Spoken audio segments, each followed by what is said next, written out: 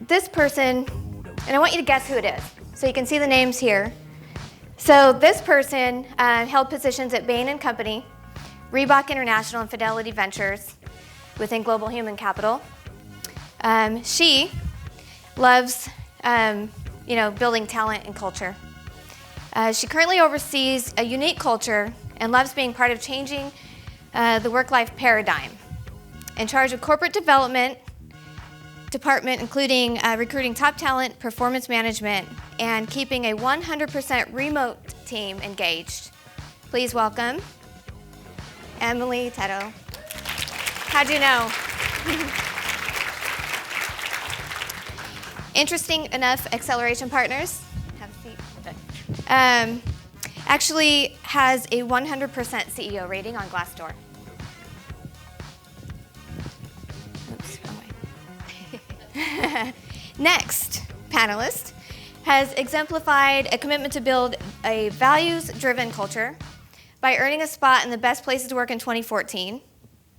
They also paved the way to this accomplishment by implementing a no-jerks hiring policy. Again, in 2015, they ranked number 21 best place to work for women. And let's not stop there. This year, they earned a spot in the best place to work as well. So 3 years in a row. Here's a quote from this individual. Because our business is about helping great companies build energized, high-performing workforces, it's especially rewarding to know we're doing this right here at Limeade. Welcome, Henry. Thank you. Who's next? Let's see. Our next panelist has a tenacious passion to create an amazing culture, providing structure and strategy, while ensuring alignment between HR operations and corporate vision. How hard is that, right? One thing that really stood out with this individual is that over her short span of 2.5 years, she took the company from being number 40 on Best Place to Work to number 21. Amazing, right? This year, she actually took it to number 7. So please welcome Rebecca. Thank you. And of course, the last man standing, a serial entrepreneur. He successfully launched a number of companies over the past 15 years, receiving awards for his stewardship, including the top 40 business people under 40. That's a mouthful. From the Puget Sound Business Journal, and named as a finalist 2 years in a row for the coveted Ernst & Young Entrepreneur of the Award. In 2016, he ranked number 16 for Seattle Magazine's Best Place to Work for mid-sized companies. Please welcome. Thank you. I guess you guys can all have a seat if you'd like.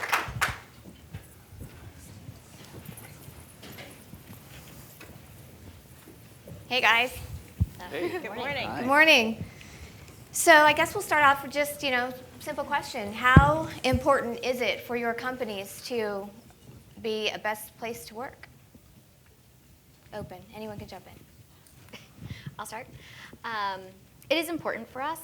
Winning the award is a great byproduct. But I'd say first, we really focus on the people. As you mentioned in my intro, we have a 100% remote workforce. So for us, right from the very beginning, making sure we were focused on the culture, keeping people engaged, and really made a conscious effort as to what we were building was really, really important to us. And then we started to realize, hey, we're doing a pretty good job at this. So then that's when we started to apply for the awards. And then we really started using them in more of our other marketing materials. So it's become a really important part of what we're doing. Yeah, I would say for Limeade, there was a time when we said it's really important for us to always attract the best talent and get the best people. So let's apply for every award we can. We actually had an explicit goal one year. We want to win 8 awards. So we applied for all the awards. And of course, we never tell our people, say good things or say bad things. We just say, please fill out a whole bunch of surveys. And it worked really great for us just to get the name out there. And I think that's a good early stage company thing to do because your employer brand, right now we get over 100 resumes per open rec. So it's good to be known. But we've actually shifted away from an award focus and just said, look, those are byproducts. Let's set metrics internally for our people that are really about our values and our culture. So our number one TINYpulse metric that we use isn't happiness. It's overall, we live a culture of improvement, which means kind of we live the values that we set out to live. And that's actually our key HR metric, whereas it used to be awards. So is that the most prestigious recognition or acknowledgement that you guys can have, to know that you're doing a great job as a company, building culture, invigorating your employees, and managing all of these things like performance? Is that like the top-notch award to win, would you say? I think it's definitely one of the, towards the top, but there's tons of awards that can be the stamp of approval and the accolade that your company needs to bring it forward. For us, it's less about the actual accolade and more about living the values that it stands for, living the culture, and becoming a better organization. So how can we use the award to help us do that? But it's definitely one of the ones that is most well-known across industries, across the U.S., and even internationally, so has a good brand to it. I would agree with that. I think something that we feel like you spend more time at the office than you do at home with your family, and so going to a place where you like the environment that you're working in and where you believe in what you're doing is really important. So I think it is a nice point of validation to say that you're doing something right. So what does it even mean? I know leadership, executive team, you got this best place to work, but what does it mean for the employees, and what kind of tangible benefits have you guys experienced as a result of winning these numerous times? I think there's good and bad. I hope I'm not interrupting Rebecca, but the good is when, especially in we sell to HR professionals too. So our business, our buyer likes to feel like we actually believe what we say, and that the teams that show up in Tennessee or Rhode Island or Texas feel the same thing that shows up on our website. So I think it has a huge benefit in having a continuity and authenticity to it. I think the downside of these awards is you sometimes have people coming in with expectations that it's always cushy and easy, and wow, this company won the #1 best place to work. It must be awesome all the time. And so we consciously try to set expectations that it's really hard work. It's challenging. We're imperfect. We make tons of mistakes. We just try to get up from them and try to get better from them. So I think we sometimes have the halo effect, and then when people realize a few months in that we have challenges and problems just like any other company, the reality strikes them. The only way we try to counteract that is in the interview process, just say, look, we're really proud of our awards. We're happy we won them, but just so you know, this is a real company and we have all kinds of flaws. So try to level set a little bit up front. In terms of a tangible benefit, we often do get people that are doing research on best places to work, and we show up so that they come to our website and they apply based on that. And I think Henry's right; it sets sometimes an unreasonable expectation. So we always use this mantra: we have perfect intentions that don't always play out perfectly. But I do think it's about continuous improvement. So to answer your question, the best places to work survey, the TINYpulse. Those are feedback loops that give us information that, if we use it correctly, can help us get better over time. And I think that direction, the momentum towards progress, is what makes it a best place to work. We have seen our team feel very proud to be a best place to work. So as a leadership team, we're very excited by it. It helps us acknowledge the work that we're doing on our culture.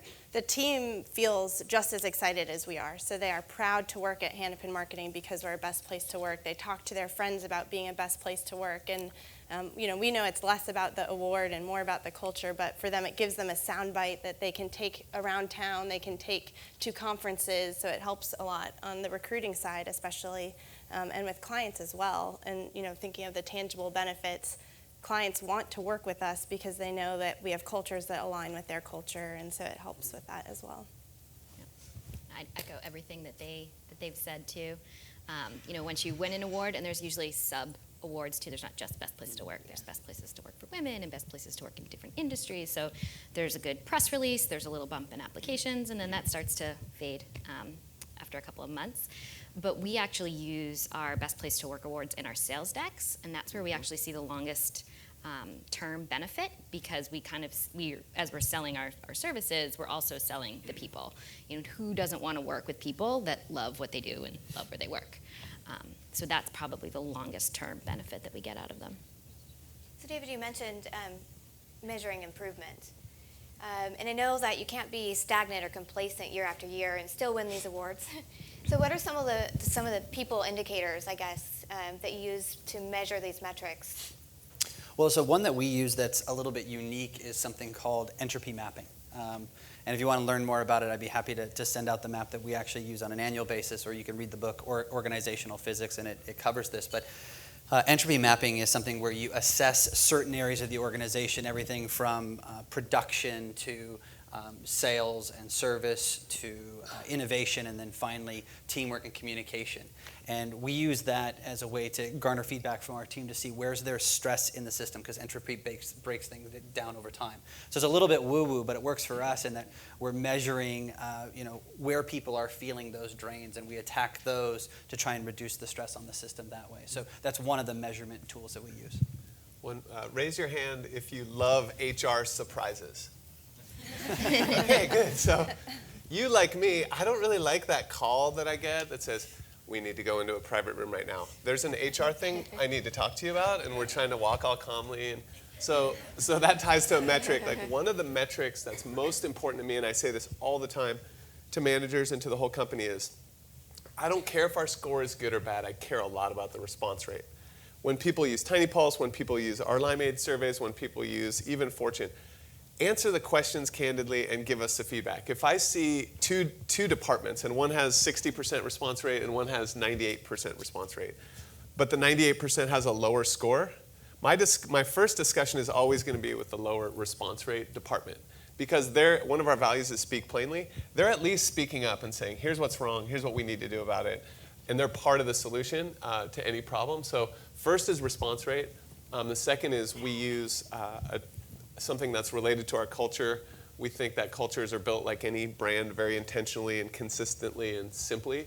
So our question that my bonus and other leaders' bonuses are tied to is, are we living our values? It's basically, are we living a culture of improvement, which is a way to talk about our values. So that's our number one HR metric internally for how we pay bonuses. Probably the coolest external one, I think, was the Fortune Top 25 Workplaces for Women, because I think that there's a huge underutilized and underappreciated segment of society that basically is, I don't want to say better at work publicly, but Thank you. A powerful, underappreciated resource. So that was cool. So Emily, you have quite a large remote workforce, right? So how can you possibly be a great place to work when work is home? That's a tough question. I think it really comes, again, it's just being very intentional right from the beginning. Even when we were 7, 8 employees, I remember one of the first conversations I had with our founder and CEO was, we're going to build a great place to work. So it was very, very intentional right from the very beginning.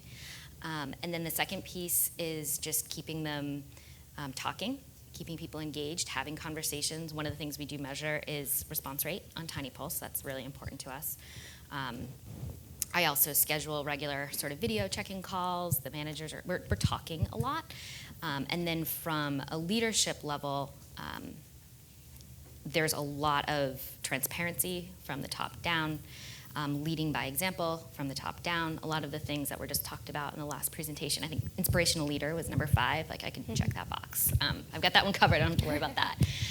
So I think that really makes a difference too, is that he is talking to everybody and he's showing them, I don't expect you to do this because look what I'm doing. So that's been really, good for us. So Rebecca, you have made major strides in number 40 to 21 and this year to 7. So I think that's huge. What are some of the things that you have done, or unique things that you have done to pull off such a grand feat? Yeah, so everyone in this room at this conference knows the importance of a healthy feedback loop that you act on, so I don't need to go into that in quite as much detail, but that's a really critical part of the puzzle, is collect the feedback, listen, be transparent, and do something with it. So when I first joined the Hanapin team about 2.5 years ago, we were very good at listening and very transparent with the team. We shared every single penny that we made Every single decision that was made was shared broadly.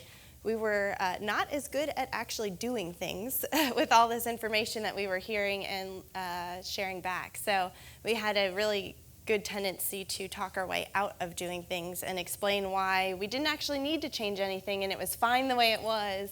And so one of the big drivers for us was we flipped that around and really started doing things. So not trying to explain away why things were the way it was, not try to give context to a situation, and just start doing things and changing things. One of the programs that we launched that has had the biggest impact was stay interviews. Does anyone use stay interviews at their company now? Wow, just a couple of people. So if you leave this room with anything, my advice to you would be start doing stay interviews or think about doing stay interviews. Think about how you can add that into your feedback culture. What is a stay interview compared to an exit interview? Exit interview is a HR person's worst nightmare. It's the worst meeting that you have to walk into, where you sit there and you listen to why an employee is unhappy at the company, why they're leaving, why they got poached for a competitor. And you leave feeling like you have a million things to do that came out of that meeting. The stay interview asks very similar questions to an exit interview, but you're doing it while they're still engaged, while they're happy, before they've thought about leaving, and you're finding out what would make them leave, what frustrates them, what makes them roll their eyes at work every day. And then the flip side to that, what keeps them engaged. And so our managers are conducting stay interviews with their direct reports to keep it scalable. I can't do it myself. So that's another big piece of why it works for us is it's happening within the teams. And we actually collected great feedback. You find these quick wins similar to TINYpulse, but without the anonymity piece. We could not have done stay interviews without having launched TINYpulse first. So you need that initial feedback culture to thrive and grow before you can take it to the in-person, face-to-face conversation. But we saw our retention rate when I started was in the low 60%, retained year after year, which was not very good. It was a scary number to walk into, and we are up to 93% retention rate. We have not lost a single person that has completed a stay interview. And we've just hit our 1-year anniversary mark of using it as a tool. And so they complete it between their 12 and 15 months with the company, and we haven't lost a single one of those people yet. So wow, talk about need some people wood metrics. to knock on over here. Can I add something to that? Because this is something that our HR department has been really pushing us to start to adopt. And I recently went through an experience that sort of illustrated the importance of the discipline. So we had a salesperson who just announced that they were going to be leaving our organization to join another. And I wanted to understand why that was, because we're a sales and service-driven organization. I think that's something that we excel at, and I wanted to understand sort of the intentions behind it. So I took the individual for a walk around the block just to kind of understand the decision-making process. And the decision had already been made, so it wasn't to save, but it was more to learn and explore. And in doing so, I asked them for some feedback. Okay, well, now that you've made the decision, and 2 weeks from now we're going to be saying goodbye, at least on a daily basis, what kind of feedback could you give me? And at the time, he really struggled to articulate what that feedback should be. And so I asked him to think about it, but really spend some time thinking about it for the next week and a half. And then on his last day, we'd take another walk. And we did that, and he gave me some really valuable feedback. I'd asked him for 3, and he came with 3. And they were very specific and clear points of feedback. That exit interview, though, translated into 2 stay interviews. So I then reached out to 2 of our longest-standing salespeople and took them for walks and asked them similar questions and tried to understand from their perspective how they view these same issues. And I thought it was a really productive conversation, 1, because it validated some of the things that this individual shared with us, but 2, it gave me an opportunity to share with them some of the things that we're doing internally already that are working us towards solving those issues. So I couldn't agree more. Yeah, first of all, as a wellness or well-being company, I'm glad you're walking for your meetings. That's awesome. Get outside, get some steps. I'll give you a little sneak peek. We have some research coming out soon, and you guys are all here because you care about employee engagement, and we're in the well-being industry, so what we wanted to study is how are these 2 things related, and I think it'll connect to this topic in a minute. So how does well-being drive engagement, or how are they related? And we found people with low well-being were 50% engaged, and people with high well-being were like 88% engaged on the metric we used. And so we were thinking, is this a precursor for that, and how are they related? And to me, they're related. when we study well-being, there's two parts. There's, are you physically, emotionally healthy? Are your finances in order? But then also, do you feel support from your company? And the second part of well-being is the part we all control, is we call it organizational support for well-being. And we found that when people were above average in their own well-being and in their organizational support, they're 99% favorable on saying, I recommend my company as a great place to work. And if they're below average on their well-being and on their organizational support, what they feel from you guys in the room, it was like 65%, which still is okay, but you're not winning awards with 65%, you're winning awards with 99%. So I would encourage you also, and this is where we use Perform, which they call an engagement tool or a performance tool. I actually think we use it a little bit differently. Some of the questions and values we put in the Perform tool are you living the values? So we actually have a monthly discussion about the values. The other one is, how are you doing? We even do manager trainings, and the first thing we tell our managers is show that you care and ask how people's lives are. There's someone who works for me whose husband is going to the hospital today. So it doesn't maybe matter if I spend hundreds of dollars on roses, but asking how that person is doing and how it went and how the doctor's visit went, that stuff goes so much farther than you think in employee engagement, performance, retention. So well-being and engagement are not really separate topics to us. So maybe ask about their kids, ask about life at home. What are you stressed about? What are you worried about? What do you have angst about? And you probably will uncover the turnover reasons in those discussions too. I'm just not growing. I'm not learning. I don't like my manager. So thank you for that. You guys mentioned some really good things in there, one of them being employee referrals. How important are employee referrals in demonstrating a best place to work? I'm not sure if there's a direct correlation between employee referrals and best place to work. Although I guess you want to refer people if you like where you work. But there's definitely what we see and what the statistics will show are that the people that come in as employee referrals will stay longer, are generally happier because they know what they're getting into prior to, and that they're usually a better fit in the long run.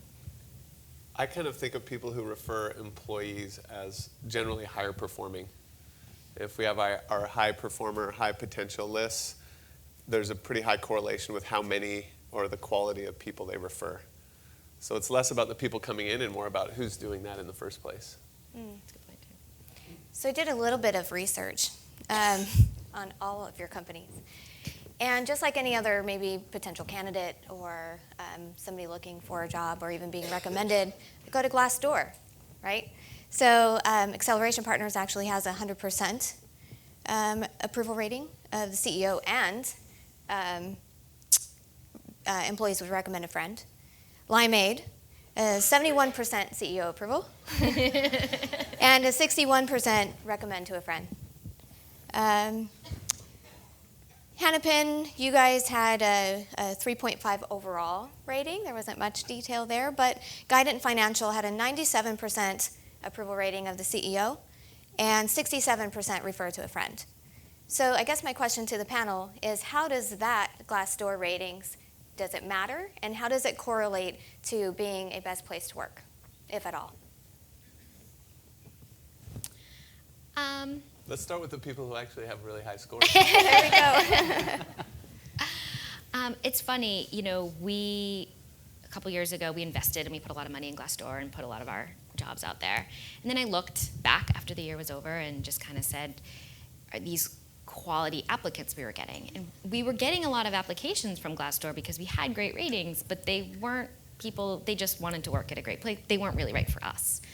So then we flipped the switch and we said, all right, let's not put so much investment in Glassdoor. Let's do it other places, but let's still keep our presence. Let's still encourage people to use Glassdoor.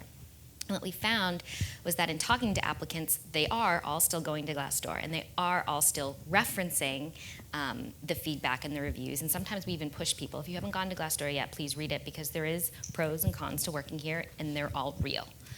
They are the things that we know about them. We're addressing them, but just so you know, please go read them. So people are still going there, but we didn't need to do the investment that we had done before, because we were getting the right people through the other channels, and they were still going, and we were still using that as a tool. The second part of your question. Do you think it's helped you earn Best Place to Work, having So- great ratings? I don't know that Glassdoor is helping us, but what I would say is that the feedback, so part of the applying for a Best Place to Work, if you haven't done it, you have to fill out a survey, and there's usually a survey that goes out to your employees, is that by using TINYpulse and the feedback that we see from there, we know what's going on. We have a sense of what's the people are feeling, and we're addressing it, and we do the feedback loops, and we talk to everybody. The stuff that we hear on Glassdoor is usually the same things we've heard on TINYpulse, nothing new. That's just out there in the world and public. So my assumption, because I don't see the results from the survey, is that the similar answers are also in those surveys. So I think it helps us in the fact that we know by using TINYpulse, by looking at Glassdoor, what we think the people are going to, it has a, some insight as to what we think the people are going to say. So, Looks like David's ready. I hate Glassdoor. I'll just say it right now. But it's here, and it looks like it's here to stay. And so you'll notice a trend in some of the feedback that I'm giving. We've altered some of the way that we're dealing with our employees and even some of these sites. So a rant and rave site, as I like to classify Glassdoor, is not terribly helpful. I mean, I think I've gotten feedback there like, be better. And at first, I sort of turned a blind eye to it. I said, I don't want to deal with it. I don't want to pay attention to it. And actually, our HR business partner, who's probably in the room smiling right now, gave me a hard time about not embracing it and spending some time with it. I happened to be in Thailand with a friend of mine who also is an entrepreneur, and she told me that she started responding to every single one of those reviews. And that it was actually for her, it was starting to create some positives out of some of these negative reviews. And so I at that point decided, okay, well, if this entrepreneur and my HR business partner is telling me I need to embrace this, I should. So starting in May, I began responding to every single Glassdoor review. And what's interesting is now people are coming in and interviewing for jobs, and they're referencing the fact that I'm personally responding to those, and that they think it's really cool that the CEO is engaged and that is willing to take the feedback and open to having a conversation with those people. So I don't think it helps in terms of defining us as a best places to work, but I think it is certainly helping to improve our employment brand from an external standpoint. Because if I'm making a buying decision, I'm going to the internet to make an informed decision, and the same goes for employment.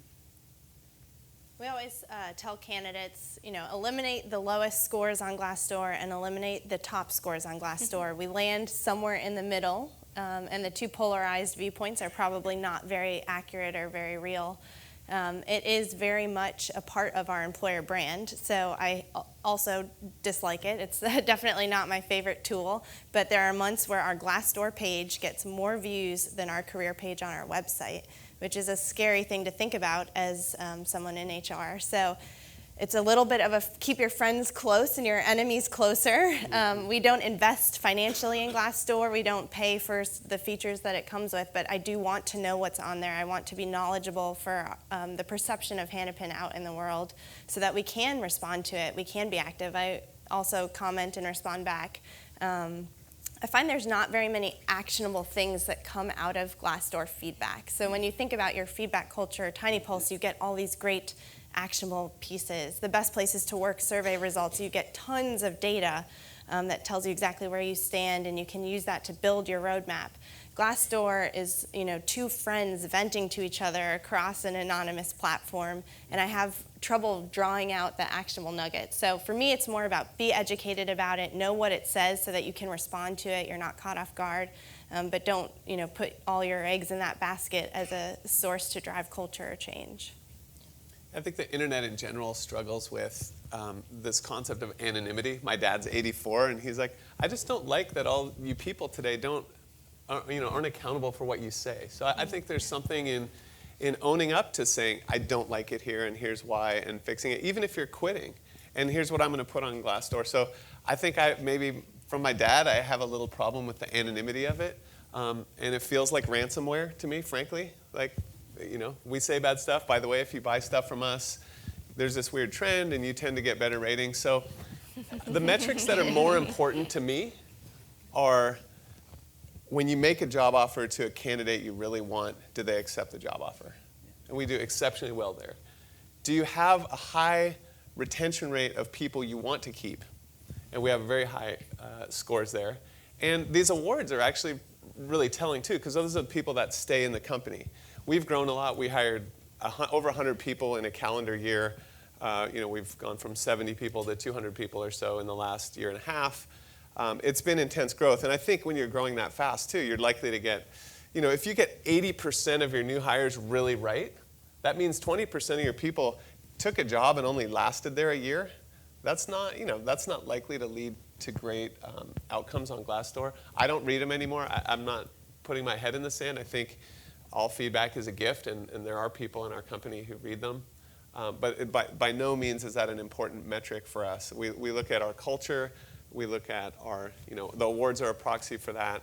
And are we getting the applicants and the acceptances we need in hiring? So I think there are frankly, I think there are a lot better tools, including the one we're here to talk about today. Not that it's perfect, and I'll give Dave all the feedback about it, but it's just a richer discussion when you can have it one-on-one and not have the anonymity of the internet. You remember Hot or Not from the, you guys old enough to remember that? Oh, yeah. So you get this rating, it's like, oh, I'm not hot, but I don't know who said that. We started taking people out for drinks if they got banged on Glassdoor. So if someone gets cited, a department head or a manager, we're like, oh, you got your Glassdoor awful review, let's go out for drinks. And there's this club of people who have been had a negative Glassdoor review that we're celebrating as a way to move past it. Yeah, but Henry's right, though. I mean, if you're doing your job right in terms of building a good company, that unfortunately means that there is going to be some turnover, and sites like this are just going to illustrate that that's the case. I mean, the fact that I've got a 97% approval rating and you're 71 might mean that you're actually doing a better job of managing that, and I'm too nice. So I don't think that those are an indication of success at all. And one other thing to add too is when we don't look at those, I mean, they're great metrics, but we don't use them for any reason, is that we also encourage, we don't just wait for the negative reviews like after people have left. We also proactively ask people to leave reviews on Glassdoor. So that also helps because we're asking people to leave reviews that more than likely are going to be leaving positive reviews versus negative reviews after they've left. And we'll actually ask people that we know are leaving on good terms to leave reviews after they've left. Fingers crossed. I think Josh also in the prior discussion was talking about you have to do both. You have to have an intentional culture and care, and you have to deliver. Otherwise, there's no jobs at all. Mm-hmm. So I've seen some awesome Glassdoor ratings from companies that don't exist anymore. Yeah. And if you have to be willing not to be liked, and maybe to be hated, because you have jobs to protect as well, not just a reputation. So Glassdoor seems to be primarily a post-mortem scenario. People get upset, they got terminated, they chose to quit, somebody made them mad.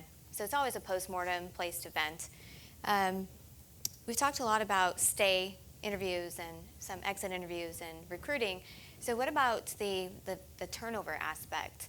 How do you manage that, and how do you measure good turnover versus maybe unwarranted or unwanted turnover? And in correlation to being a best place to work, how do you manage the culture around the turnover? Loaded question. I'm happy to share. So, I talked a little bit earlier about this entropy mapping exercise that we go through as an organization to understand where the stress is. That was increasingly important for us this year because we actually missed being a part of the Puget Sound Business Journal's best places to work. We've been on a nice run in terms of those accolades, but I think in some degree our systems have not kept up with our growth, and what that's actually created is a lot of stress within our organization that is putting undue pressure on the team.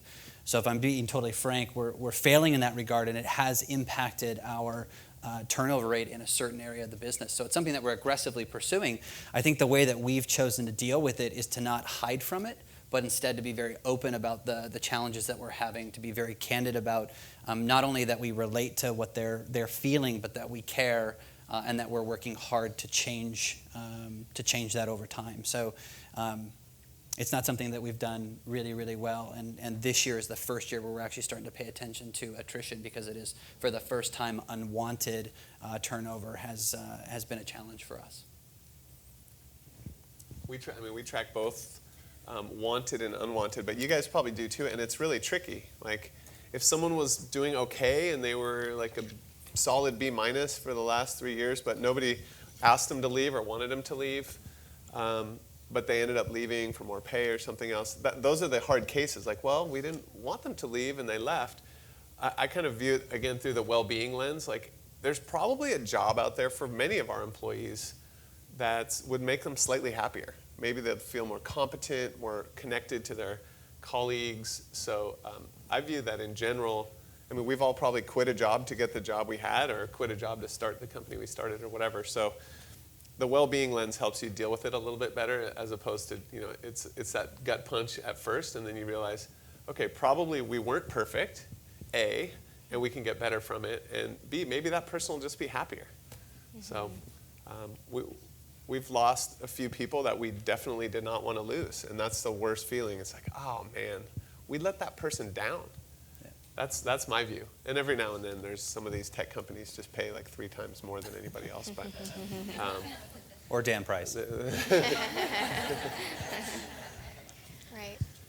We also track unwanted attrition, just like other people. But one thing that we do a little bit differently is that we actually talk to our employees about the day that they're going to leave our company, and we try not to make it a taboo subject. So most people don't like to talk about that, but we do. So it's usually just part of the happiness conversations that we're having with individuals at their check-ins. How are things going?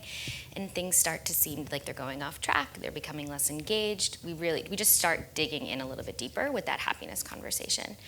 And sometimes what we uncover is that they're not happy. So how can we fix it? And we address it head on.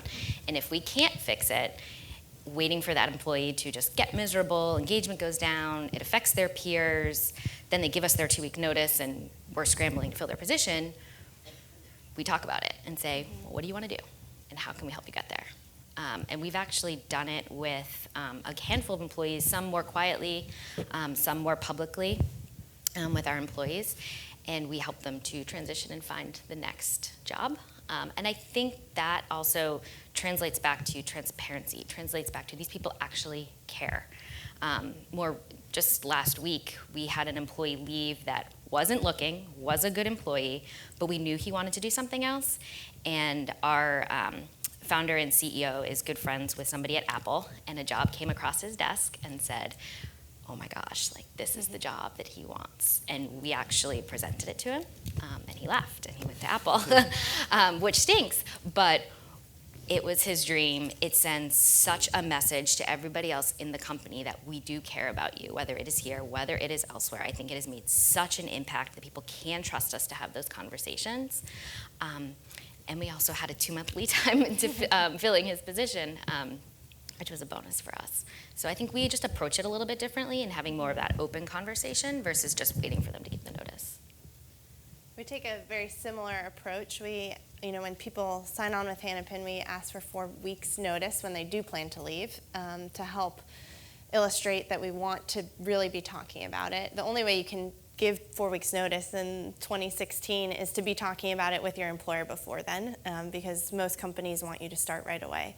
So we get them on board with that mentality of this is an open conversation, very similar to what Emily was saying. We start talking about it at their 9-month mark, which is very early. They're like, I've only been here for 9 months and you're already talking about my cycle that will take me beyond Hanapin and leave. But it's an important part of the puzzle for us and figuring out how can we get you the experience and skills that you want while you're here? How can you give us the return on the investment that we've made in you? And then how can we make sure it's a seamless transition on the back end? And by opening up the conversation, we find that we save more people who would have left had we not opened the conversation. So someone got recruited from Google this year, and we were able to pull them back in because we knew exactly what motivated them, exactly what they wanted. And they actually said no to Google, which to us, being a small company in Bloomington, Indiana, I don't know how many people work at Google that are here, but it was a big win for us to be able to keep someone at Hanapin. And it all started because we're having this conversation early. So we have 2 employees now who have given their 2-year notice. It sounds crazy to say out loud, but they know that they want to spend a certain number of years at an agency and then move in-house. And we're helping them get the skills to do that, and we're already starting to succession plan to fill that position. Nice. So once again, a raise of hands from the audience on those of you who have applied for Best Places to Work but have not received the award. Okay, there's a few. David, you've had that experience. That was my team that raised their hand. Oh, that was your whole team. Okay. So what kind of impact has that had? You've been on a streak and then all of a sudden you didn't get it. Did that impact morale or culture?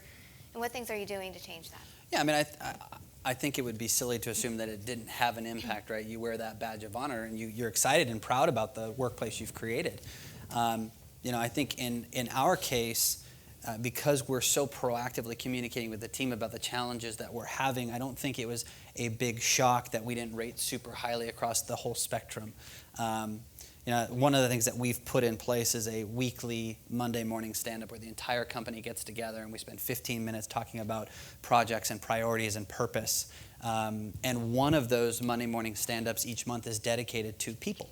So these are things we're talking about early and often. So, from the standpoint of the organization, we've never said that we're perfect. We say we have perfect intentions. And so I think the team understands that we're trying to get better every single day. That's really the goal. And so, I don't think that we saw a turnover because we didn't make the list. I don't think we, effectively have had any major pains from that. I think what we do from here, though, is what will be telling in terms of us being able to get back on that list. I think we're getting better at telling people what's likely to make them hate their job if they come here. Like if you're uncomfortable with change, or if you expect smooth sailing, or we like to, we've gotten some of the people here in the room from agencies. You mentioned agencies. That's a great place because you're getting beat up by clients constantly at agencies. We have a bunch of ex-athletes, and they know what it's like to break a leg, to lose a game, have a whole losing season. So I kind of think about it as, we want to have a Hall of Fame career for our company. We want to have each individual have a Hall of Fame career. That doesn't mean every season is a winning season. Every game is a winning game. I was speaking to an HR leader in Boston who they hire a ton of people out of Harvard and MIT.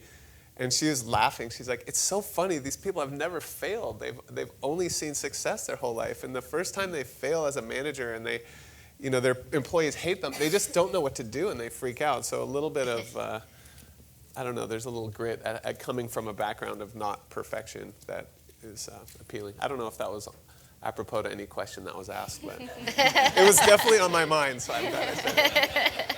Awesome. We just have about a minute left. Thank you guys all for being on the panel and providing such valuable insight into your challenges and successes as well. Questions? So I wanted to ask about you talked about setting expectations when people are coming into the company, particularly if you have this Best Places to Work up there, and especially for, so a couple of you are CEOs and or heads of HR. How do you make sure that your interview process and that your leadership not only has a realistic view of what it's like to work there, they may have their frustrations, but what is it like for the average employee? And that they share that in the interview process in the midst of trying to woo a candidate and, bring them in. Yeah, I mean, having the Best Place to Work accolade attached to your company does pull in people who want to work there just because it's a best place to work. So we try and strip that from our interview process. We actually don't talk about it very much, and we talk about how challenging the job is, how hard it is, what being a best place to work looks like for us. So for us, work-life balance is about flexibility, but for some people, work-life balance is about limited hours, and for other people, work-life balance is about being able to work from home. And so we're really clear on what it means for us so that there's no misalignment of expectations where a candidate thinks of what their best place to work is and assumes we are that. When we first started getting the award, we looked at how it correlated with our happiness scores and tenure at the company. And people who were newer at the company had really high happiness scores. They were coming into this great environment that was the best place to work, and over time their happiness score would go down. And one of the things we said about 2 years ago is we need to flip that trend so that we're bringing people in and they start with a lower happiness score, but it's realistic. So their expectations are aligned with reality, and then it goes up from there. And so that's how we translate it into our recruitment process, is setting the most realistic expectations possible, so that they know what being a best place to work looks like at Hanapin, not just in their mind, and then building off of that. So not just showing up and Yes. like having a cush job and I'm going to get all these Yes, accolades. we Gotta we work. have the fun ping pong table, the snacks, the lunch. We don't talk about any of that in our recruitment process. Those are the perks that go along with it that are kind of fun to have, but not a necessary part. And we focus on the cultural aspects. Are their core values the same as our core values? Are their personal values the same as our values? And that will make it a best place to work for them if there's value alignment. Or so. I'll echo that too. We don't talk about our best places to work awards. They've already seen them. Or they'll see them out there on our webpage. So we don't talk about it. We actually try to scare our candidates a little bit in their interview process. I say, you get to work from home and that's great, but you work for an agency. So there will be days when you are drinking from a fire hose and everything is coming at you and you do not know what to do and there is nobody sitting next to you to turn to. Yeah, I learned from some of the candidates. I do a ton of interviews. I did over 500 interviews last year. And our interview guides are all just built out of questions that align to our values. But some of the candidates ask me, so what does it take to succeed here? What does it take to fail here? So since I've been asked that a few times, now you can just tell people to succeed here, you like these values and they align with your core values and you work hard and try. And to fail here is you don't raise your hand when you feel that we're not living up to those things, or you're quiet and you don't raise your hand, period. So it's really clear and easy to explain, that if you align with those, you'll probably be fine.